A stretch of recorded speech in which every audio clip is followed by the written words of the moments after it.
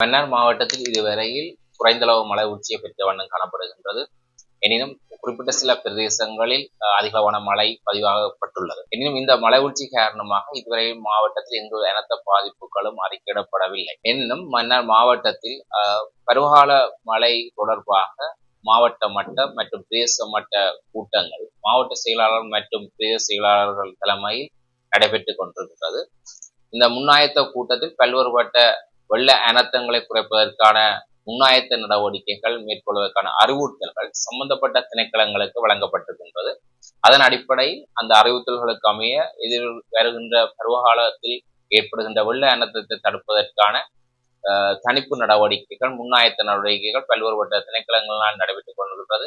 அதன் அடிப்படையில் பிரதேச சபைகள், உள்ளூராட்சி மன்றங்கள் மற்றும் ஏனைய திணைக்களங்களின் ஊடாக வடிகான்கள், கழிவாயு வாய்க்கால்கள், இயற்கை நீரோடைகளின் மூலம் துப்புரவு செய்யப்பட்டிருக்கின்றது. இதன் மூலம் வெள்ள நீர் இலகுவாக கடலை சென்றடையக்கூடிய நடவடிக்கைகள் மேற்கொள்ளப்படுகின்றன.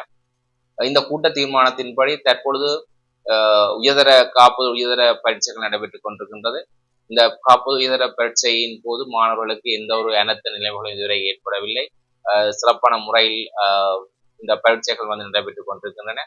அனர்த்த முகாமைத்துவ நிலையம் வலய கல்வி பணிப்பாளர்களுடன் நேரடியாக தொடர்பு இருப்பதன் மூலம் உடனுக்குடன் அந்த விடயங்களை அறிந்து அதற்கான நடவடிக்கை எடுக்கக்கூடிய நடவடிக்கைகள் மேற்கொள்ளப்பட்டுக் கொண்டிருக்கின்றன.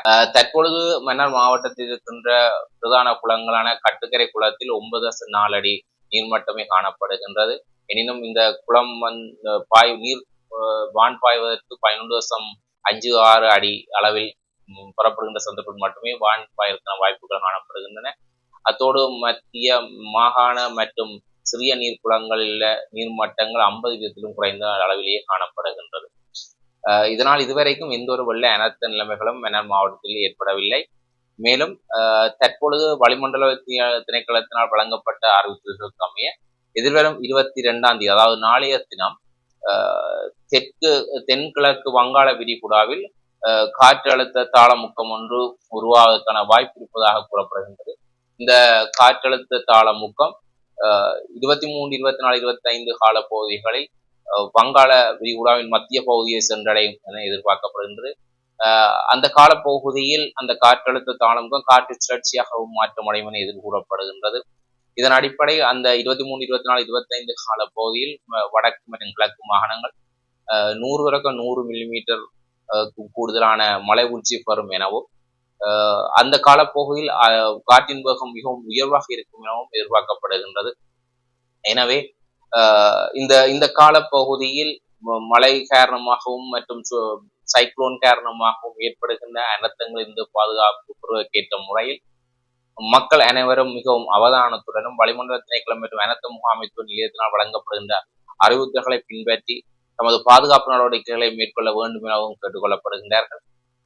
மேலும் காற்றின் வேகம் மிகவும் உயர்வாக இருப்பதனால் கடல் மிகவும் கொந்தளிப்பாக இருக்கும் என எதிர்பார்க்கப்படுகின்றது. எனவே கடற்தொழில் ஈடுபடுகின்ற கடற்தொழிலாளர்கள் தங்களுடைய இந்த அனர்த்த நிலைமையை கருத்தில் கொண்டு மீன்தொழி தொழில்களில் ஈடுபடுமாறு கேட்டுக்கொள்ளப்படுகின்றது. மேலும் கடற்கரை ஓர பிரதேசங்கள், அதாவது தாழ்நில பிரதேசங்கள் இந்த காற்றின் காரணமாக வெள்ள அனர்த்தங்களுக்கு உள்ளாக்குவதற்கான வாய்ப்புகள் காணப்படுகின்றது.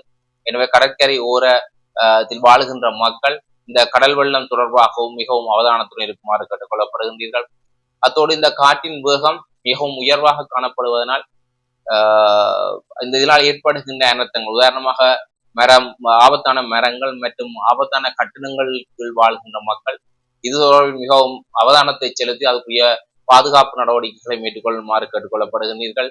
அத்தோடு இந்த காலப்பகுதியில் மின்னல் மற்றும் இடிமின்னல் தாக்கங்கள் ஏற்படும் எனவும் கூறப்படுகின்றன. எனவே அந்த அனர்த்தங்களில் இருந்தும் தங்களை பாதுகாப்பதற்கான நடவடிக்கைகள் மேற்கொள்ளப்பட வேண்டும். இந்த அனர்த்த நிலைமைகளை கட்டுப்படுத்துவதற்காக அல்லது இந்த அனர்த்த நிலைமைகளிலிருந்து பாதுகாப்பு பெறுவதற்காக மன்னார் மாவட்டத்தில் உள்ள திணைக்களங்கள், மாவட்ட செயலாளர்கள், பிரதேச செயலாளர்கள் எப்பொழுதும் அனர்த்த முகாமைத்துவ நிலையத்துடன் நேரடியாக இணைந்த வண்ணம் காணப்படுகின்றார்கள்.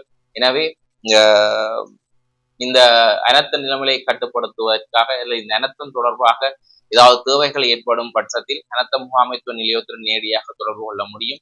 அதன் மூலம் அவர்களுக்குரிய அனர்த்த நிவாரண, அனர்த்த பாதுகாப்பு நடவடிக்கைகள் மேற்கொள்ளப்படுகின்றது. மேலும் பருவகாலம் தொடர்பாக அதிகளவு வெள்ளத்தால் மக்கள் பாதிக்கப்பட்டு இடம்பெற வேண்டிய சந்தர்ப்பங்கள் ஏற்படுகின்ற சந்தர்ப்பங்களில் மாவட்டத்தில் தங்குமிடத்துக்கு ஏற்ப, அதாவது பாதுகாப்பு நிலையங்கள் தெரிவு செய்யப்பட்டிருக்கின்றன. இந்த பாதுகாப்பு நிலையங்களை முகாமைத்துவம் செய்தல் மற்றும் ஒழுங்குபடுத்தலுக்காக பல்வேறு முன்னாயத்த நடவடிக்கைகள் மேற்கொள்ளப்படுகின்றது. அதன் அடிப்படையில் வெள்ளம் ஏற்படுகின்ற பட்சத்தில் மக்கள் இடம்பெயர்ந்து அந்த தாழ்வு பாதுகாப்பு மையங்களை இலவாக சென்றடைந்து அவர்களுக்குரிய தேவைகளை பிரதேச செயலாளர் மற்றும் கிராம அலுவலர்கள் ஊடாக வழங்குவதற்கும் தயார் நிலையில் காணப்படுகின்றன. மேலும் இந்த காற்றழுத்த தாளமுக்கம் மற்றும் வெள்ளத்தால் ஏற்படுகின்ற அனர்த்தங்கள் தொடர்பாக மாவட்ட அனர்த்த முகாமைத்துவ நிலையத்துடன் நேரடியாக தொடர்பு கொள்ள முடியும். அதன் அடிப்படை மாவட்டத்தில் ஏற்படுகின்ற அனர்த்தம் தொடர்பாக மன்னார் மாவட்டத்தின் மாவட்ட அனர்த்த முகாமைத்துவ நிலையத்தின் தொடர்பு இலக்கமான 023-2-117-117 என்ற இலக்கம் அல்லது 023-22-50-133 என்ற இலக்கங்களுடன் நேரடியாக தொடர்பு கொள்ள முடியும். அல்லது உதவி பணிப்பாளரின் கையடக்க தொலைபேசியான 077-23-20-529 என்ற தொடர்பு இலக்கத்திலும் நேரடியாக தொடர்பு கொண்டு இந்த அனர்த்தம் தொடர்பான தகவல்களை வழங்க முடியும் அல்லது அனர்த்தம் தொடர்பான பதிலீட்டு நடவடிக்கைகளை மேற்கொள்ள முடியும் என்பதை தெரிவித்துக் கொள்கிறேன்.